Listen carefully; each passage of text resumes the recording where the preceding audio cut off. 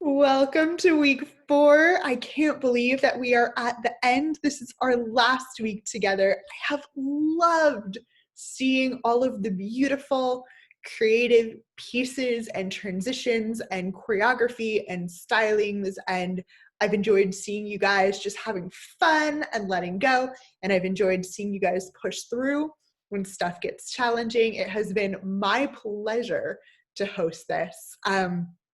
Having done this, I've been thinking a lot about how I can continue to support you guys in being creative and staying connected to your bodies, to your aerial communities, and to inspiration.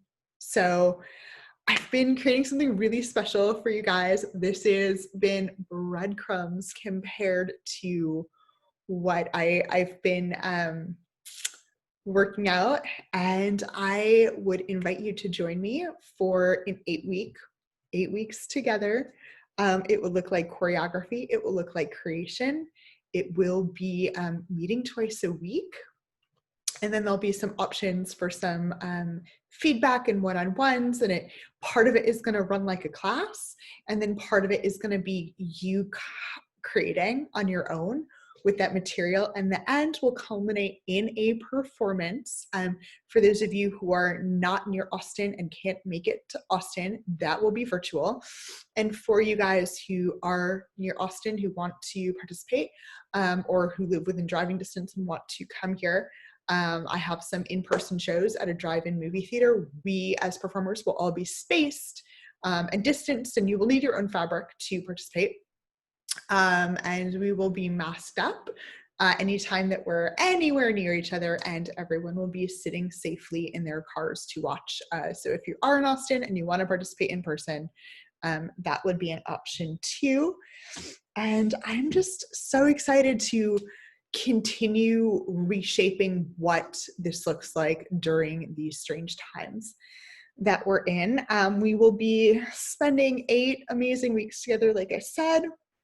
We'll be learning new moves focused on choreography. We will experience the body like never before. We're going to dive deep. We're going to experience freedom, movement, strength, flexibility. I am so excited. This stuff is my jam, my wheelhouse. This is a really transformative kind of a thing that I'm doing. It's not just in like, here are some tricks, here's a piece of music. It'll kind of go deep. And we're going to develop and deepen the relationship with ourselves, with our bodies, with our creativity.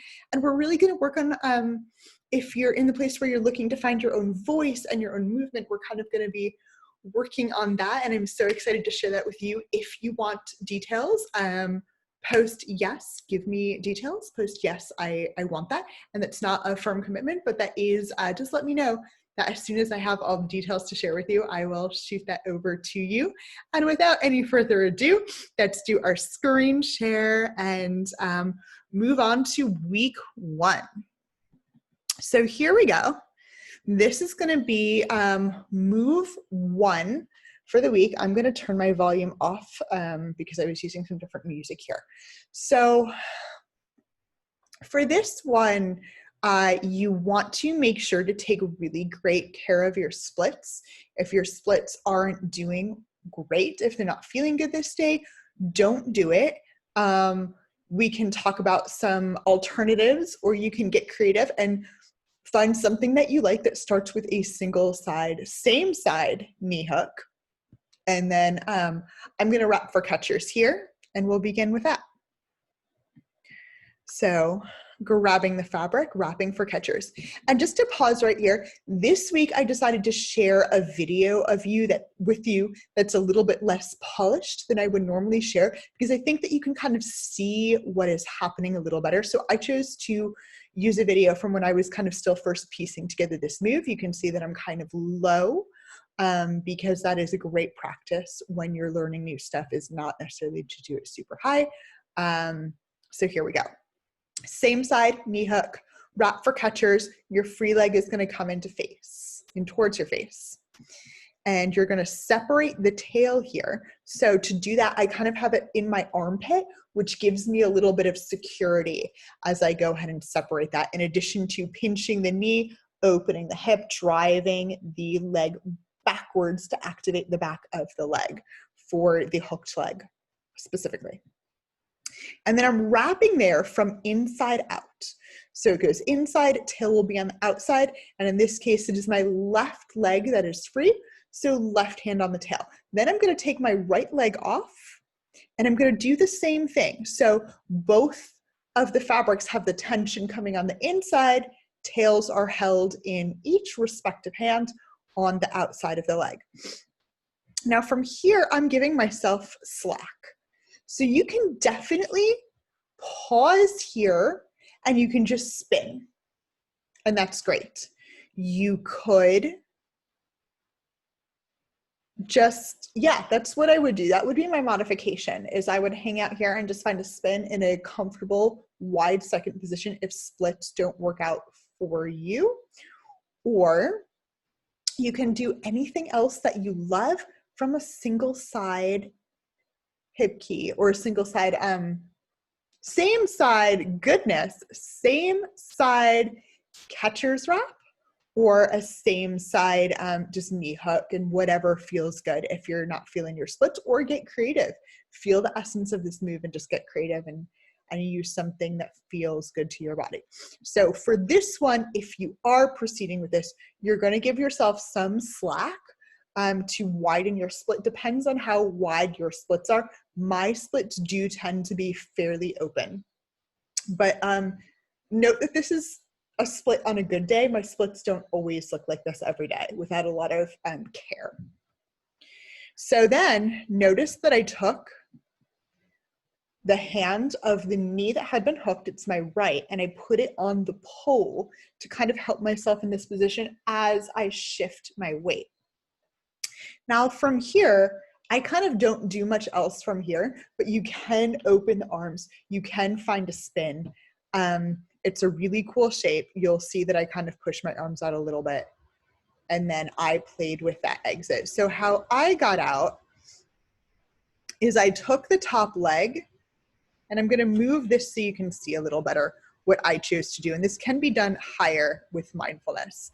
So I took that leg off, and then I ended up, I don't know how well you can see this, but I was standing on the bottom tail with the fabric wrapped over my foot with the tail in my hand. You can also just return to your catcher's position, to your knee hook.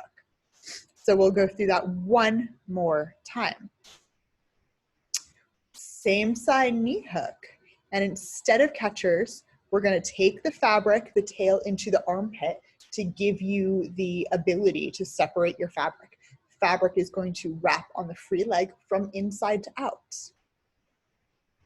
Fabric wraps on the other leg, which comes into face, again, inside to out. The leg that was formerly hooked, my right, is going to come up as I tip my body. I'll use my hand to do that. And then push overhead with the hand. So this makes a kind of cool shape. And then I kept that wrap on, and I often end, I'm going to show you, but you can't see my whole body, in an attitude position, or you can go ahead and rehook that leg. Little note for you guys.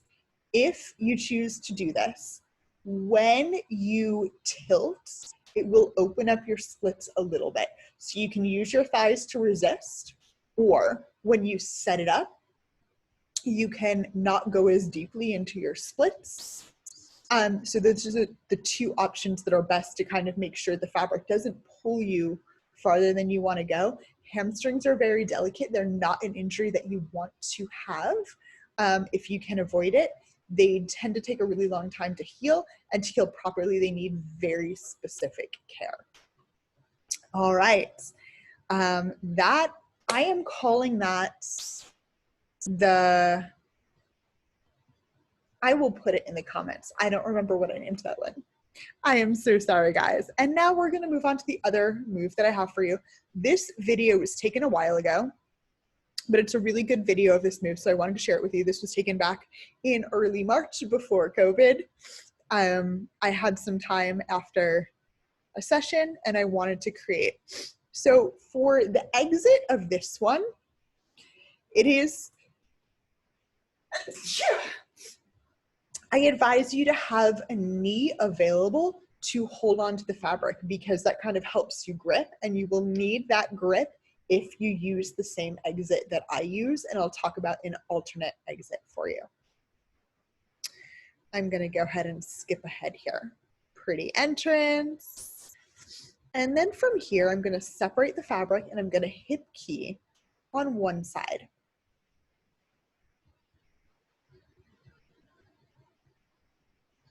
And from there, I wanna make sure you can see this. I'm taking a little spin, but what I've done is I've taken the free fabric and brought it behind my back alongside the hip keyed fabric. So they're both on my low back.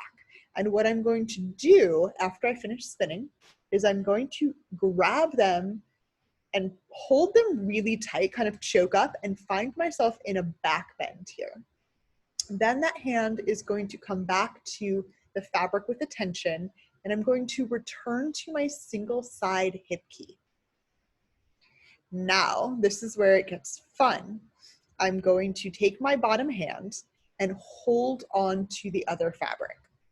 The leg that was the bottom hip key leg is going to come up, and I'm going to crochet the free leg. The other leg comes through the front, so it comes in towards your face. We'll check that out one more time. Crochet, formerly wrapped leg comes into the face. I'm gonna find a little split there. You can go ahead and skip that or do it if it feels good. Now my leg comes from my face, it comes all the way around the fabric to the back and through to the front. We'll watch that part one more time. So around, back to front this time, and then I'm gonna hook that knee. So that's why you wanna have that one bare knee. In this case, I am right dominant, so I end up on my left knee here. And then as I hook that knee, I'm gonna pull up and turn towards the front fabric, wrap the foot twice. This is trickier than it looks. And then I'm gonna kind of catch the tail. And then from there you can lean to the side and you can kind of put on your double leg lock there if that feels good to you, or you can just kind of unravel. If that doesn't feel possible for you, you can just return to your crochet and return to your hip key and exit like you got in. So we'll go over that one more time. There is my single side hip key with the fabric separated.